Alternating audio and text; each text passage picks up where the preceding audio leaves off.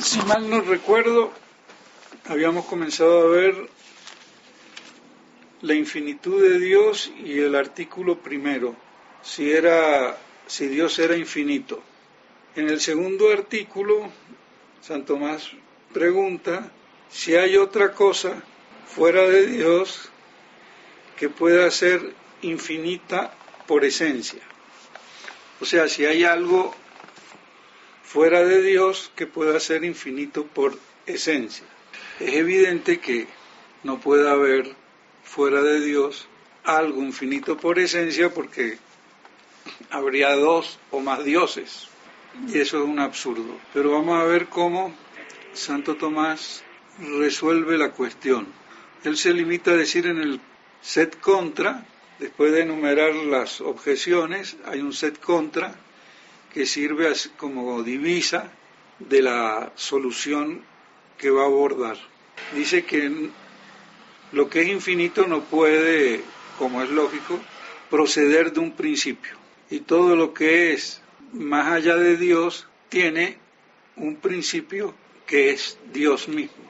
Luego no hay fuera de Dios no puede haber un ser infinito. Y en la respuesta nos dice que algo fuera de Dios puede ser infinito según una doble consideración, secundum quido, pero no simpliciter. O sea, fuera de Dios puede decirse que algo es infinito secundum quid, según algo, pero no en absoluto o absolutamente hablando. Cuando se habla de infinito, según le compete a la materia, es manifiesto que es la cosa que existe en acto y que tiene una forma, y así la materia es determinada por la forma.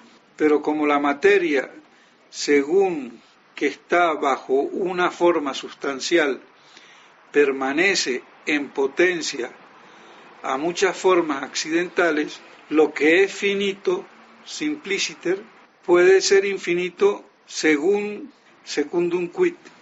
O sea que una cosa que es finita puede ser infinita secundum quid, no simpliciter. Y si hablamos de lo infinito según conviene a la forma, es manifiesto que aquella forma que está en la materia son simpliciter o absolutamente finitas y de ningún modo infinitas.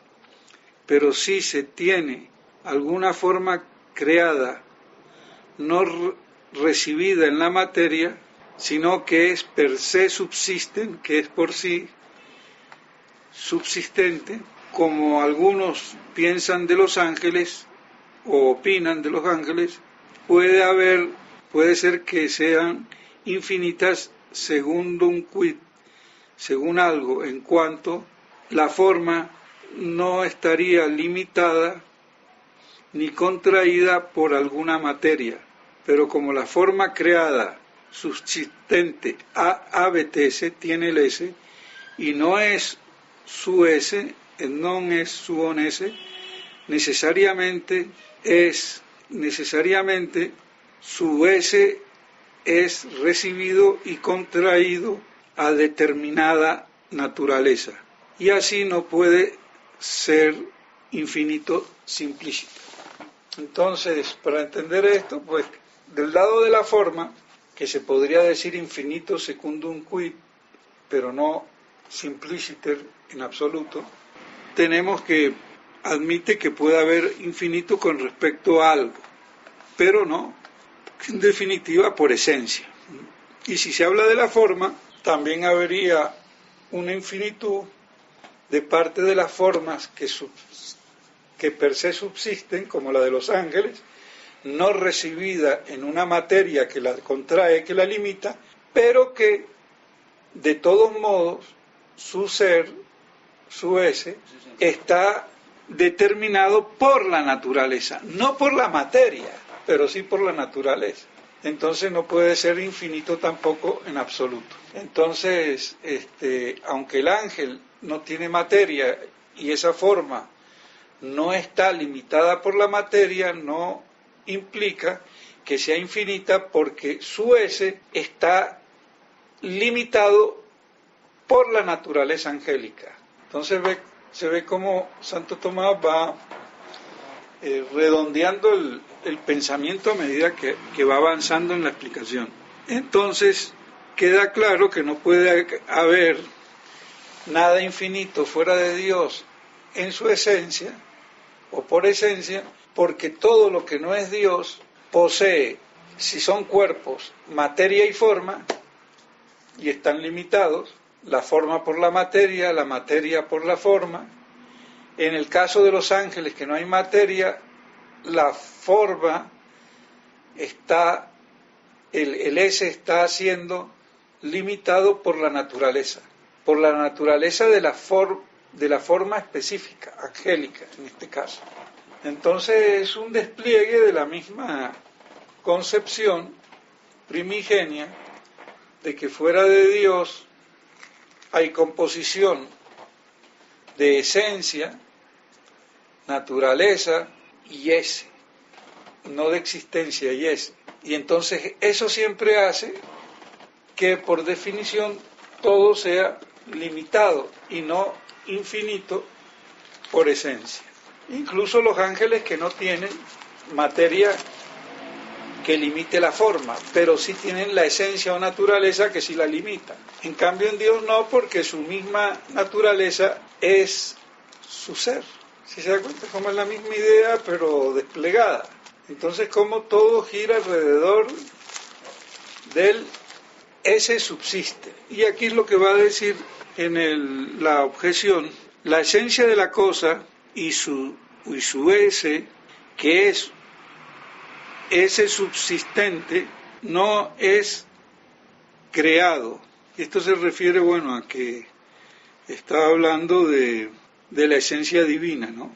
Si Dios tiene una potencia o potestad infinita, no puede hacer algo no hecho, lo cual sería contradictorio, pues no puede hacer algo infinito simplícito.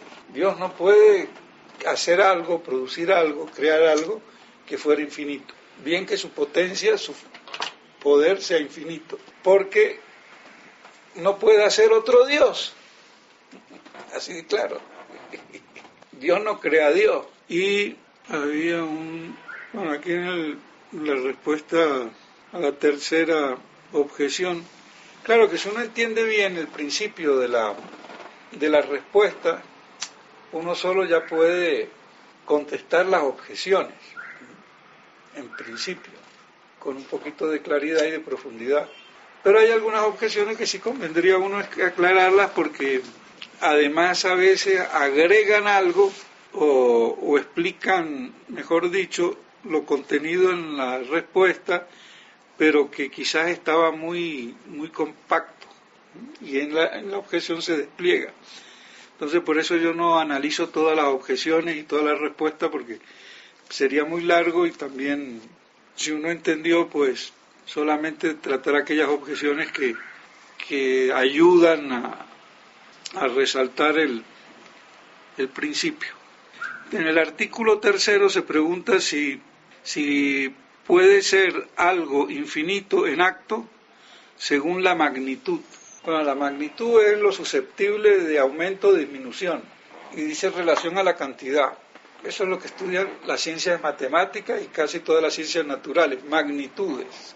Por eso se mide, se pesa. Entonces, si puede haber alguna magnitud infinita. En el set contra dice: todo cuerpo tiene una superficie, y esta superficie es finita, porque la superficie es el término del cuerpo finito. Luego todo cuerpo es finito, y semejantemente se puede decir de la superficie y de la línea, aunque matemáticamente puedan decir que la línea sí en abstracto es infinita, pero no hay ninguna línea en ningún cuerpo que yo trace que no tenga fin. Evidente. Y así dice: no hay nada luego infinito según la magnitud. Y responde diciendo y haciendo esta distinción: una cosa es el ser infinito según su esencia, y otra según su magnitud. Entonces, cuando se habla de magnitudes infinitas o se quiere hablar, hay que distinguirla, que eso nunca es o no se trata de un infinito según su esencia. Ahora, ¿por qué? Y la respuesta es: todas las cosas, las esencias de las cosas, están determinadas por la especie que le da la forma. La esencia de árbol o vegetal, de manzana, o la esencia de hombre, la esencia de ángel, está limitada por la forma que hace ser ángel, que hace ser animal, que hace ser vegetal o manzana, porque la esencia me dice lo que las cosas son en tal naturaleza, especie, y no en otra. Una manzana no es una pera, un perro no es un caballo, un hombre no es un ángel. Y eso ya limita por el lado de la esencia. Y también todo individuo está limitado por la materia, cuando son corpóreos. Y dice así: ninguna criatura es infinita según su esencia. Queda por averiguar si algo creado puede ser infinito según la magnitud. El cuerpo, que tiene una magnitud completa, puede considerarse bajo un doble aspecto matemático, o sea, una magnitud matemática, lo cual está considerado por la cantidad, o también una magnitud en cuanto a la naturaleza, según se considere en ella la materia y la forma. Y así el cuerpo natural no puede ser infinito en acto, es manifiesto. Por ese lado, naturalmente los cuerpos no pueden ser infinitos. Todo cuerpo natural tiene alguna forma sustancial que tiene determinadamente, o que la determina. Y por la forma sustancial se consiguen los accidentes. Es necesario que por la forma determinada se consigan accidentes determinados, entre los cuales está la cantidad.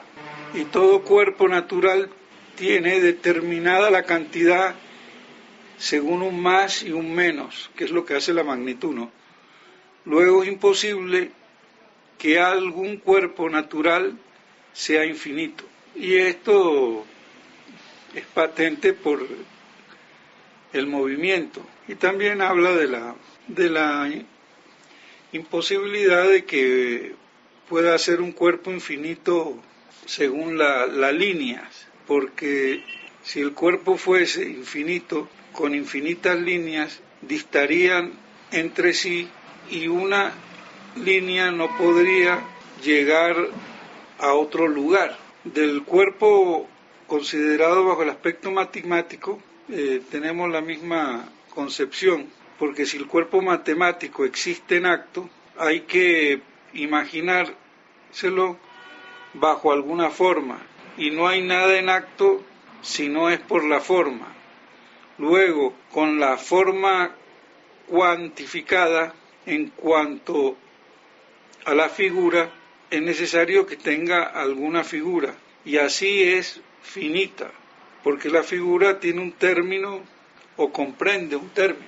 Entonces no puede haber un infinito de la magnitud ni considerado matemáticamente ni naturalmente en los cuerpos afectados por la materia y la cantidad. Pero puede haber una infinitud en cuanto a la división. Yo divido una cosa y entre más la divido, más partes tengo. Entonces por ahí podríamos pensar de que es infinito, pero como Santo Tomás dice, ese infinito no es en acto, que yo pueda dividir indefinidamente algo y cada vez que lo divido tengo más partes o partículas, pero es evidente que en acto, en abstracto yo lo puedo decir, sí, lo puedo dividir, redividir, pero en acto no. Si yo divido, así era como Zenón negaba el movimiento. Para ir yo de aquí hasta allá tengo que pasar por el medio, y para ir de aquí hasta ese medio por el medio, y así por el medio, y así por el medio, y así por el medio, entonces, entonces ¿cómo se prueba el movimiento? Moviéndose, porque una cosa es en abstracto, que yo lo pueda dividir y subdividir, pero en acto jamás. Y por eso dice, no se encuentra lo infinito por la adhesión de la magnitud, sino en la división tan solo. Pero esa división no puede ser toda en acto, sino de manera sucesiva. Y por eso en la cuestión cuarta dice que el movimiento y el tiempo no son según la totalidad en acto, sino sucesivamente. El tiempo es una sucesión, pero no existe en acto todo él, sino que tiene una potencia mezclada con acto, pero la magnitud es toda en acto, y así lo infinito que conviene a la cantidad y se tiene de la parte de la materia, repugna a la totalidad de la magnitud, no a la totalidad del tiempo o del movimiento, pero no repugna a la totalidad del tiempo y del movimiento que sea en potencia, como puede acontecer con la materia. En potencia sí, está en potencia de ser dividida y subdividida el tiempo, pero no en acto. Entonces no puede haber la magnitud infinita en acto, porque solamente se lo considera como algo sucesivo y no total, sea de parte de la cantidad como del movimiento del tiempo. Y vemos cómo relaciona tiempo y movimiento, ¿no? Porque el tiempo en definitiva es la medida del movimiento, ¿no? En la cuestión cuarta se pregunta si puede haber un infinito en las cosas según la multitud. Antes era la magnitud y aquí es la multitud. Y dice en la set contra, todas las cosas tienen un peso, un número y una medida. Y aquí considera la opinión de Avicena y de Althusser, que decían una cosa u otra, bueno, pero no vamos a entrar en esos detalles. Lo importante es la solución. Dice, porque es que estos decían que podía haber una multitud infinita.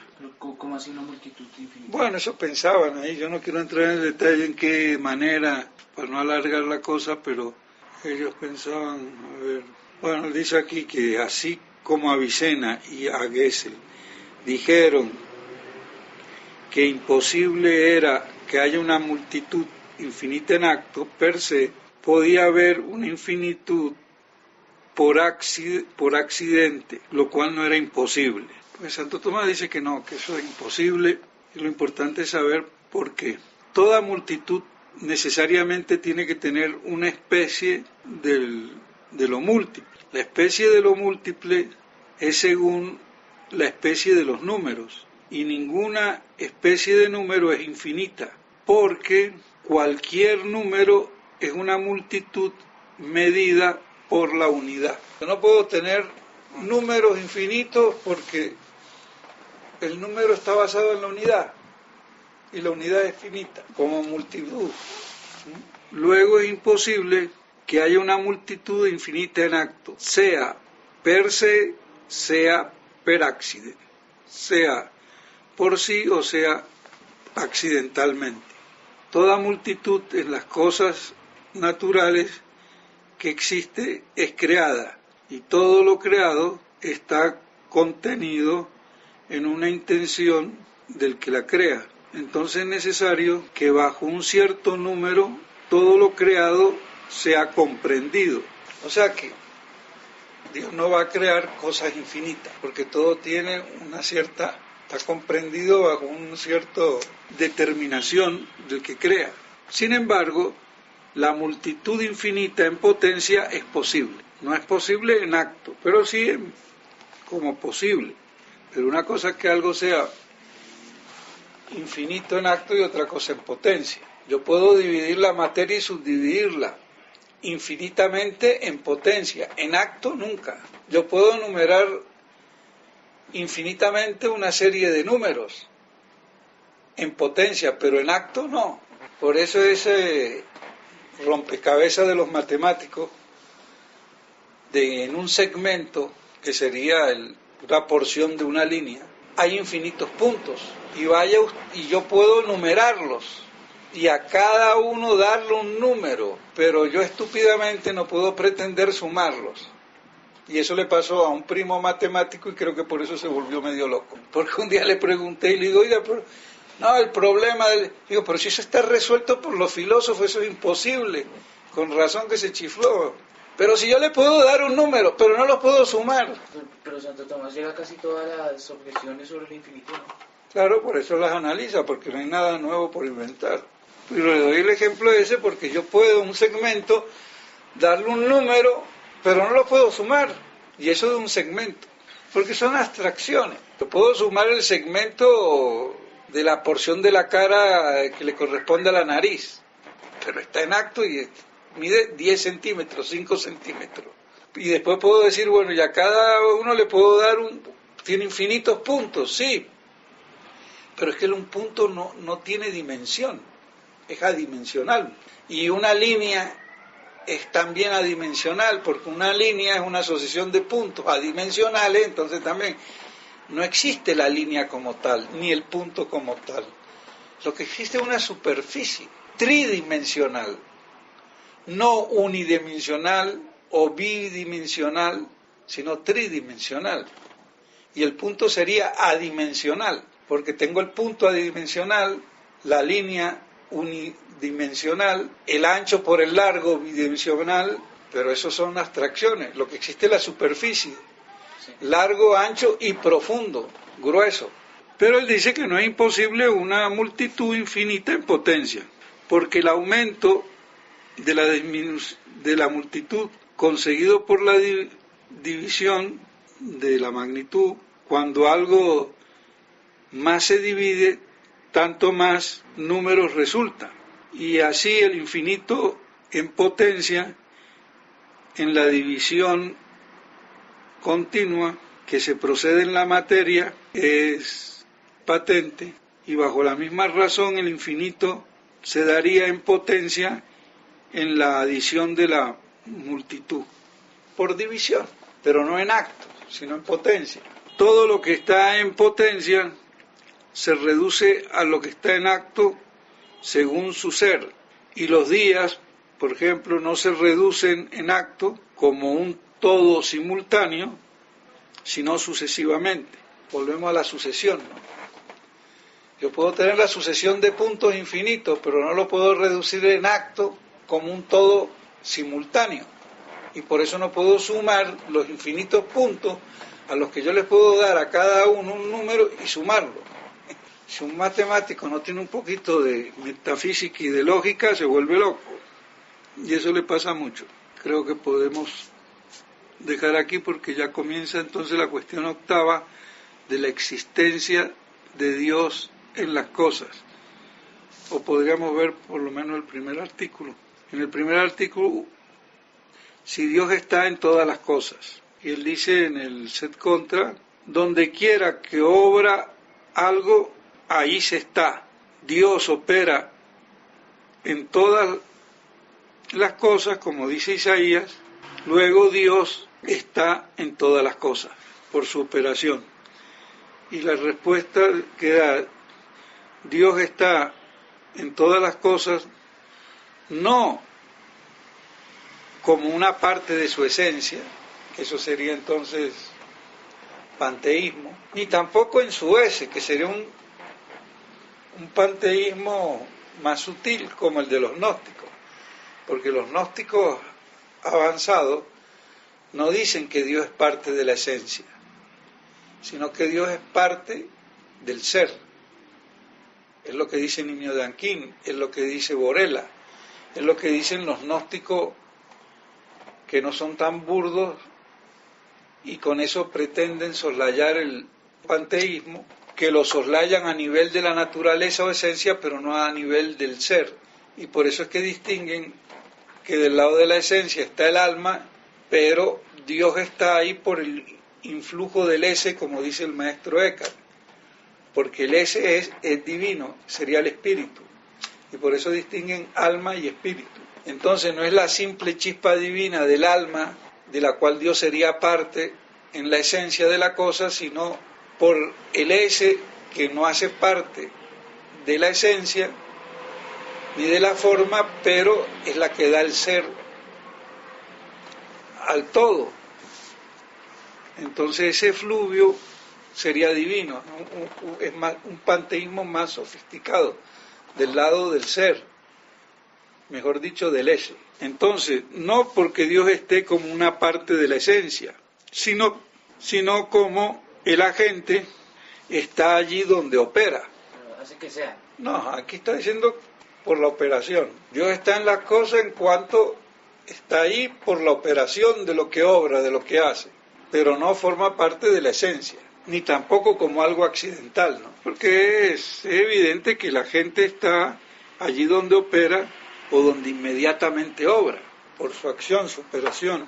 Y aquí viene, como Dios es su mismo ese, ipsum esse, por su esencia, cum autem Deus sit ipsum esse per sua essentiam, oportet quod esse creatus sit proprius effectus eius.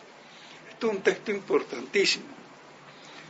Como Dios es su mismo ser por su esencia, obligadamente el ser creado es el efecto propio de Dios.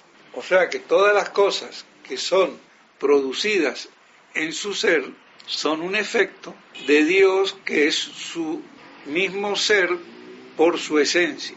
Entonces el ser de todas las cosas creadas son el efecto propio de Dios. No habla de la esencia, habla del ese. O sea que el efecto propio de Dios, que es el ipsum esse subsisten per suam essentiam o per essentiam suam, creando su efecto propio, es el ser que le da a cada cosa para que esta naturaleza sea, para que esta esencia sea tal cosa y no otra, una vaca o un perro, un hombre o un ángel, y además para que sea, no ya tal cosa, sino que exista. ¿Y qué es lo que lo hace existir? El ese, que es el efecto propio de Dios, que es su mismo ese subsistente por su esencia. Ipsum esse per suam essentiam. Vuelve a lo mismo que hemos visto, es un despliegue nada más. Entonces un texto importantísimo porque el efecto propio de Dios, que es su propio ser por su esencia, es el ese, que hace que las cosas sean y existan. Todos los efectos, todo efecto que Dios causa en las cosas, no solo cuanto al primer ser se inician, sino cuando en el ese se conserva. Es decir, que Dios, que causa las cosas y son así un efecto de Dios, no solo en cuanto reciben el ese, sino también en cuanto son conservados en el ese. O sea que el efecto de Dios, la potencia de Dios, no solamente está en la creación del ser del ese en las cosas, sino también en su conservación, porque si Dios no las conservara, en el ese desaparecerían. Entonces, no solamente las crea y reciben el ese, sino que las conservan en el ser. Y aquí viene un texto también importantísimo, que es lo mismo, pero viene a ser como un despliegue. El ese es lo más íntimo de cada cosa y lo más profundo de todas, porque es lo formal de todas las cosas que son. Esse autem est idlut quod est magis intimum. El ese es lo más íntimo, qualibet de cada cosa, et quod profundius omnibus ines, y lo más profundo de todas las cosas en las que está, porque es respecto a todas las cosas que son lo formal. El ese es lo más formal que hay, lo más íntimo, lo más profundo y lo más formal que hay en todas las cosas. Por eso más adelante va a decir, el ese es la forma de las formas, es lo más formal, porque según Aristóteles, en la forma ahí se acaba. No, el ese, sin ser forma de la esencia, al ser el efecto por el cual Dios crea, y el primer efecto, entonces es lo más íntimo, lo más profundo y lo más formal. Y esto es lo que no han entendido los cayetanistas y toda la escuela mal llamada atomista, que se ha hecho clásica y que no comprenden esta noción del ese, que Fabro llama por eso intensivo, no extensivo sino intensivo. Entonces, como decir, conceptualmente, cualitativamente, porque es lo más íntimo, lo más profundo y es respecto a todo lo formal, encima de la forma, sin ser la forma. Y aquí dice, entonces concluye, luego hay que decir que Dios está en todas las cosas íntimamente. ¿Qué se entiende ahí? Que Dios está en todas las cosas íntimamente, en lo más profundo, en lo más íntimo, en lo más formal, que es el ese, que es su efecto primero al crear. Y eso no lo han entendido el 99% de los filósofos, que se dicen filósofos, pero no lo son, que se dicen metafísicos y no lo son, porque no han entendido esta carajada. Y digo carajada porque si no se entiende esto, no se entiende nada. Y aquí lo está diciendo Santo Tomás claramente en la cuestión octava, si Dios existe en las cosas. Entonces, sí existe en las cosas porque le da el ese, que es lo más íntimo, lo más profundo y lo formal de todo lo que es. Y Dios está sobre todas las cosas por la excelencia de su naturaleza. Y así está en todas las cosas como causa del esse. Deus et supra omnia per excellentiam sua natura. Et tamen es in omnibus rebus ut causam omnium esse. Y está en todas las cosas como causa del esse. Entonces vemos como aquí en esta objeción primera, a la cual responde, Dios, que por su excelencia de naturaleza está por encima de todo, está en todas las cosas por el ese, que Él causa. Entonces aquí está la trascendencia divina y la inmanencia divina. Ese famoso problema metafísico, filosófico, que es el desastre de los gnósticos. ¿Cómo explicar? Y a la gran pregunta filosófica, la trascendencia y la inmanencia de Dios. Entonces queda descartada que Dios es trascendente por su naturaleza, pero también es inmanente porque causa el ese, que hace ser a todas las cosas. Y ese es lo más íntimo, lo más profundo, y es la forma de todo lo que es, en cuanto es, no en cuanto es vaca, perro, ángel o caballo, sino en cuanto es. Por eso más adelante va a explicitar y la va a poner como forma, formaron, forma de formas. Y esto dentro de las categorías aristotélicas y del pensamiento aristotélico no cabe.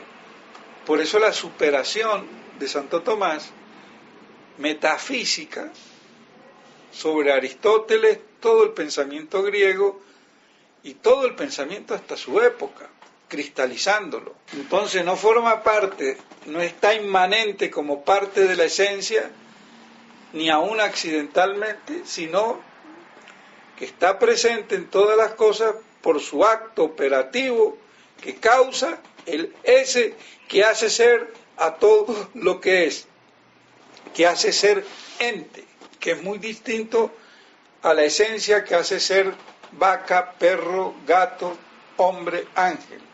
Hace ser esta cosa y no otra, esta naturaleza y no otra, esta esencia y no otra. No, es el ese que hace ser, simpliciter. ¿Por qué las cosas son? Una cosa es por qué las cosas son y otra cosa es por qué las cosas que son tal cosa y no otra. Una respuesta la da el ese, la otra la da la esencia con la forma específica. Pero así todo el ese es la forma de todo lo que es. Repito, ese autem es illut quod es magis intimum qualibet et quod profundius omnibus inest cum sit formale respecto omnium que in re sunt. Entonces, ¿qué entienden los teólogos?